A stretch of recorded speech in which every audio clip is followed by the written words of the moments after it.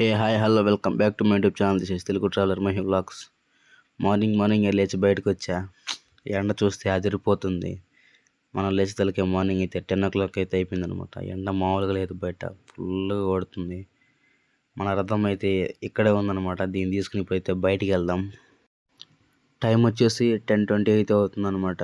ఇప్పుడైతే మనం అయితే స్టార్ట్ అయిపోదాం. ఏమో అనుకున్న, ఎండ అయితే మామూలుగా లేదు, ఫుల్ హీట్గా ఉంది బాడీ మొత్తం ఈ ఎండకైతే. అలా మనం రావాల్సిన లొకేషన్కి అయితే వచ్చేసాం అనమాట.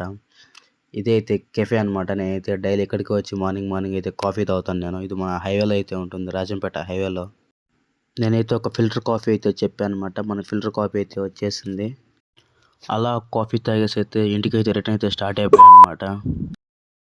అలా ఇంటికి వచ్చానో లేదో తెలియదు కానీ అప్పుడే డెలివరీ బాయ్ అయితే కాల్ చేశాడు లొకేషన్లో ఉన్నాను. నా ఆర్డర్లు అయితే తీసేసుకున్నాను అనమాట. ఇవైతే నా ఆర్డర్స్ అయితే కాదు, నా ఫ్రెండ్వి. ఈవినింగ్ అయితే వాడికైతే ఇచ్చేయాలి రాజంపేటకి అయితే వెళ్ళేసి. నేనైతే ముద్దుగా తడిచిపోయాను. దీనికి కారణం ఏంటంటే నా ఫ్రెండ్ గాడే. వాడి కోసం ఆర్డర్ ఇవ్వడానికి అయితే వెళ్ళాను.